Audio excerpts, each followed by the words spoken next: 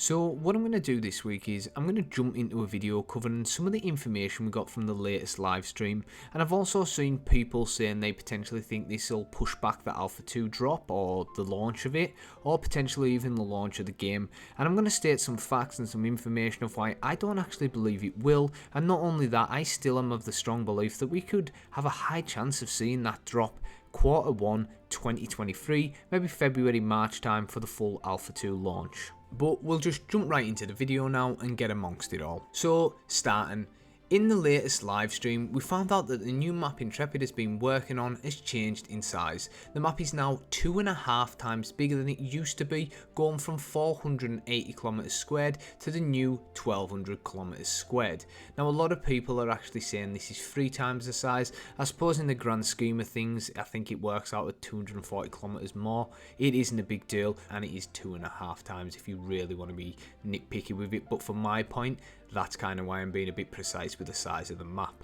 The landmass is now equal to 450 kilometers squared, and the oceans and lakes being equal to 750 kilometers squared. They've also moved around some of the biomes, and the map now looks like this. So why did they actually change the size of the map? Well, when they were working on it, they realised that once large points of interest or zones of influence, freeholds, roads and everything else that exists within a zone was in the game, it would leave the world feeling cramped, and the spacing was a concern for them. Now, I had addressed this in the past, and if I'm honest, I got my head bit off about it, and the issue is sometimes when you're negative, or it seems like you're unnecessarily being negative about something around this game, you do get your head bit off, but not to sway too far away from the general topic of this video. If you do have feedback, and I've seen people say they've been blasted and they just don't bother giving feedback, I've seen some of the feedback written down, a private message or talk to folk, and it's brilliant. Some of this feedback's coming from like really competitive PvPers, PvEs and experienced guys that's been doing this shit for like 20-30 years, and I just feel like it's at the detriment of this game if these people don't feel comfortable enough to give that feedback. So all I would say is, if you have feedback and you're not comfortable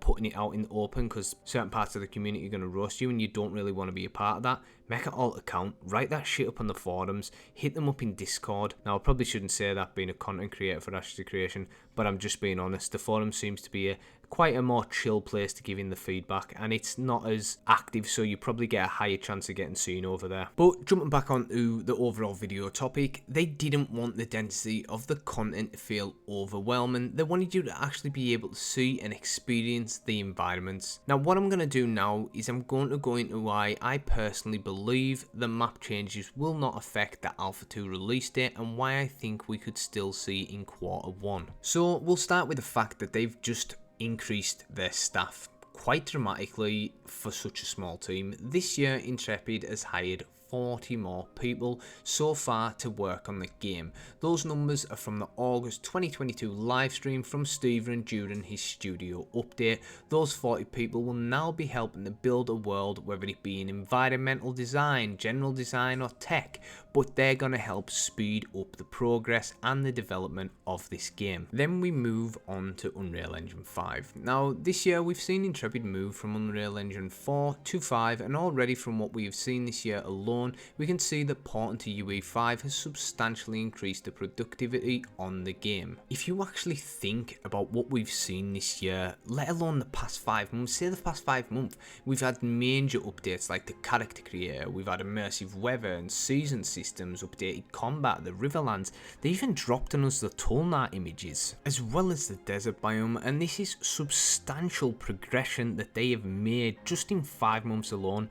Well, I suppose it won't have been in 5 months, they've been working on this in the background and not showing people, but either way it shows the development is really progressing ahead now and getting going. We also have systems in UE5 such as the world petitions, the 1 file per actor, that makes it much easier for developers to work on stuff together. When working in UE4 without these systems, when you wanted to change something, you need to check the full file out and the source control. This then locked out other members of the team from the files until the work was complete, which significantly slowed down the development process. With the 1 file per actor, it reduces the overlap between users and saves the item the developer is working on in an external file rather than needing to save the main level file, meaning more developers can work on a level at the same time. So to break it down and give you the layman's terms or make it a bit more basic, multiple people can work on multiple things at the same time. They don't need to wait on people, they don't need to fuck about, and what that allows is a faster progression of development of this game. So it's pretty much perfect, and it's one of the main reasons it really hasn't slowed down or pushed back the launch of the game or even the launch of Alpha 2. So my next one would be the landform tool, and in the July livestream we got to see Intrepid's new landform tool. This was specifically created by the team and was made to speed up the progress of creating the world and the art environments. Normally when creating a world you have to jump between multiple different applications, and doing this slows down the development. This new tool allows the developers to stay in one engine, meaning the developers will be able to create art and environments much more easier. This tool also allows them to edit and sculpt a single feature and create different versions without needing to manually create multiple textures and colours, while still allowing each piece to feel custom and unique. But without going into it and really rambling on, because I would if I started talking the nerdy tech stuff, what it basically allows is the developers to create features that look unique a lot easier. So the biomes in Alpha 2. During the latest livestream, Stephen told us that Ashes of Creation Alpha 2 was going to be a significant cross section of these different biomes,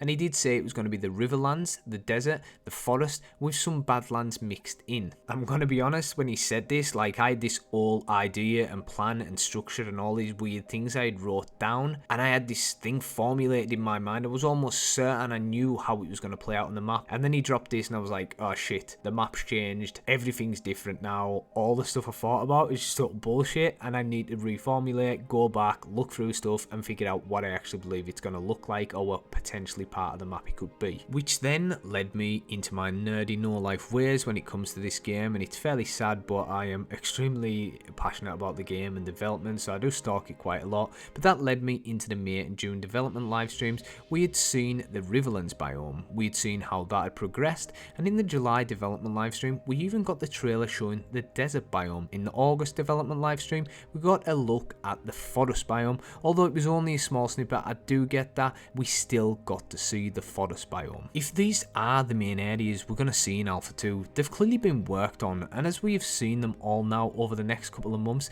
Intrepid could easily be ready for Alpha 2 at the start of 2023, especially if we see a hint of Badlands before Christmas. Now, I understand there is no definitive date for Alpha 2, there's no release date, there's no saying we're going to launch here. They don't give dates for the reason of delays and cock-ups, and they don't want to let people down. But if you actually go and you calculate up and you read and you research and you follow what Stephen said, I honestly do believe we could get Q1, maybe Q2 Alpha 2 drop for definite. Not only that, you've got to think, when we get to Alpha 2, we ain't getting everything, we're going to get it in snippets. We'll get some of the core systems, and then what we'll get is we'll get a chunk, like a bit of it, we'll test that out, and then in 6 to 8 weeks they'll maybe drop another part of systems on us which we'll test out. That's the best way to test the game. If we just got everything and the game was just dropped on us, or Alpha 2 was just dropped on us, no one would actually test it correctly. And that brings me nicely on to my final point.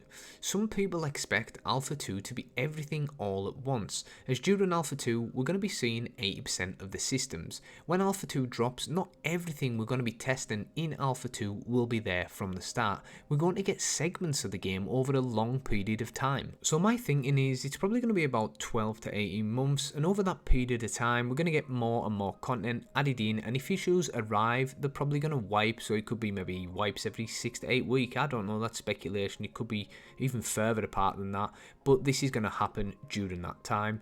If they dropped Alpha 2 in Q1 2023, they could easily test a small segment, then 2 months later drop us even more. After they've dropped us that, drop us some stuff again, do wipes when needed, and during that time we could be actively testing while they're still developing on the game, and I don't think it would be a massive resource drain. So because they're not giving us all of that content all at once, this is another reason why I feel we could potentially see Alpha 2 drop next year. And that is honestly how I see Alpha 2 playing out and how we're all going to end up testing it. What it's going to do is lead to a much better launch and a cleaner MMO at the end of the day, and everything I've talked about in this video is why I honestly think the new increased world map size isn't even going to delay Alpha 2. Now, I say delay, I suppose we don't have a date, but what I mean by that is people had thought when we seen this, oh, this is brilliant information, but there's no way we're going to get Alpha 2 at the same day, or we're not going to get the launch of the game. And my video was just more to reassure that there's still a possibility of all this happening Q1, Q2, but do take this with a pinch of salt. If you think about it, even if they give us an Alpha 2 date, they could delay that shit months. Like, it would not be unheard of this stuff happening, and I wouldn't be surprised if it did happen. But from all the information I've gathered and the nerdy looking into stuff, or just watching comments and weighing up what people are saying, this is the assumption I've come from. I hope I'm right, but I suppose only time will tell. What do you guys think? Do you think I'm right? Do you think I'm way out? Do you have totally different estimations? Do you even think it's not coming out till 2024, 2025? Like, I've seen some of the most out there assumptions, like calculations and whatnot, but I am curious to see what the general feedback or consensus of the current community around Ash's creation is, so let me know in the comment section down below. And I really do appreciate the likes, comments, it really is helping the channel grow. And over 5 months ago I started, and I've already hit 1k subs, which is something I haven't made a big deal of, but it is pretty awesome to see it grown that fast. But one thing I will note is a lot of people who are watching, leaving comments and liking, they're not actually subbed, so if you could just hit that sub button, it really does help. And as always, I really do appreciate you watching the video, and I'll catch you in the next one. Cheers.